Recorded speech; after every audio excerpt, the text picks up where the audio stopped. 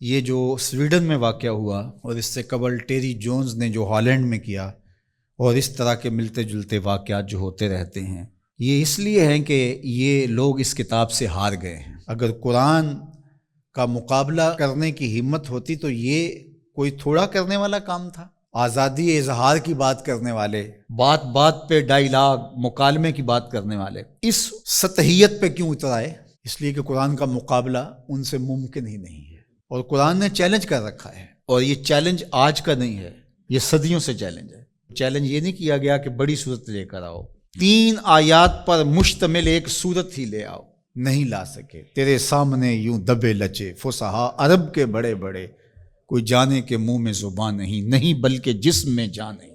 جب قرآن کا چیلنج قرآن میں موجود ہے، اور وہ اس محدود زمانے کے لیے نہیں تھا، قیامت تک ہے کہ صرف 3 آیتیں لے آؤ اس قرآن کے مقابلے میں، اور سب جمع ہو جاؤ، وقت بھی جتنا مانگتے ہو، قیامت تک تمہارے پاس وقت ہے۔ تو اگر یہ کام نہیں کر پا رہے اور کتاب رحمت قرآن مجید کے نسخے کو توہین کا نشانہ بناتے ہیں، تو اس کا مطلب سیدھا سیدھا یہ ہے کہ یہ شکست خوردہ لوگ ہیں۔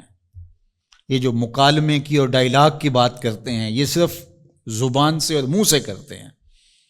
آزادی اظہار کی بات کرتے ہیں تو 1450 سال قبل کی کتاب کو برداشت نہیں کر رہے، تو آزادی اظہار کس کا نام ہے پھر تمہارے؟ تو یہ شکست خوردہ لوگ ہیں، قرآن سے شکست کھا گئے، اور انہوں نے ان اپنی حرکتوں سے بتایا ہے کہ ہم قرآن کا مقابلہ نہیں کر سکتے۔ جب دلیلیں ختم ہو تو گالیاں دی جاتی ہیں، جب بات کرنا نہ آئے تو گریبان کو کوئی پکڑتا ہے۔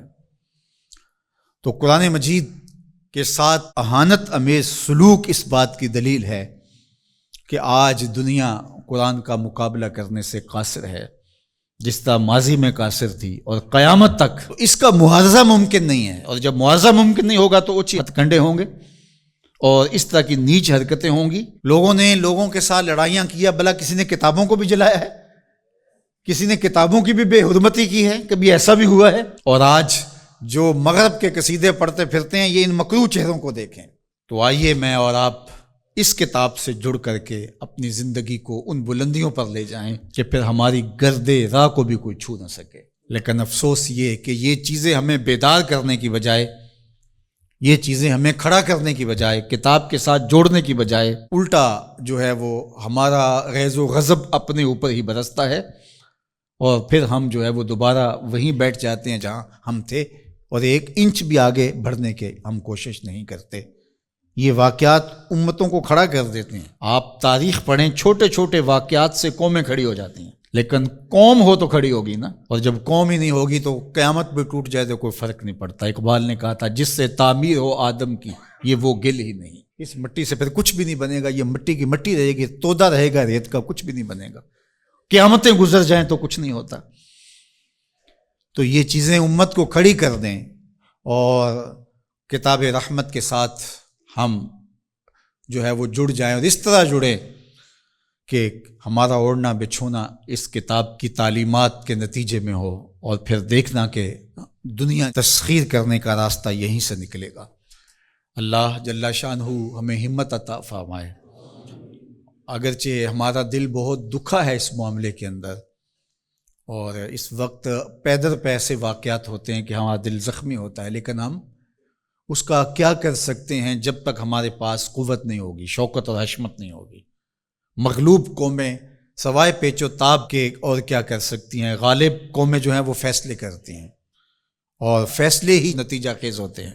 تو جب تک ہم قوم نہیں بنیں گے، امت نہیں بنیں گے، اس وقت جو ہے وہ ہم اسی صورتحال میں رہیں گے، اور ہمارا وجود جس طرح زخمی ہے، تشتت کی وجہ سے جسم زخمی ہے امت کا، کہ ہم 72-73 گروہوں میں بٹے ہوئے ہیں، اور دشمن اس پہ بہت خوش ہے، اس لیے کہ اس سے اس کو فائدہ پہنچ رہا ہے، اور ہم آپس میں الجھ کر کے اپنی طاقت کو ایک دوسرے کے اوپر ضائع کر رہے ہیں۔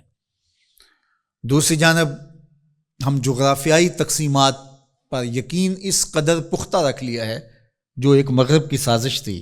جب سلطنت عثمانیہ ٹوٹی تھی، عرب ممالک کو ٹکڑیوں میں بانٹ دیا گیا، اور باقی ممالک کو جو ایک وحدت تھی امت کی، اس کو تقسیم کر دیا گیا، اور یورپ یونین 27 ممالک کے اوپر خلافت سے تصور دے کے دوبارہ جڑ جاتے ہیں۔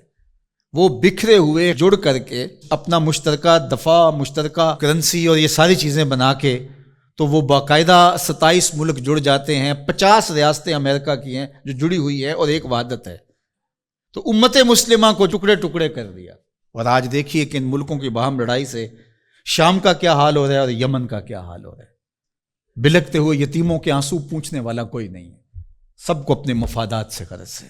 اور یہ امت اس وقت جس طرح زخم خوردہ ہے اور جس اذیت میں مبتلا ہے، کیا کہا جائے اور کیا بولا جائے. ہمارا دیش تو اسلام تھا، چاہے کسی بھی خطے میں رہنے والے ہوں، کسی بھی گوشے کے بسنے والے ہوں، لیکن ہماری شناخت علاقے بن گئے، جغرافیہ بن گیا، جبکہ ہماری شناخت علاقے اور جغرافیہ نہیں تھا، ہماری شناخت دین تھا. ہم سب سے پہلے مسلمان تھے.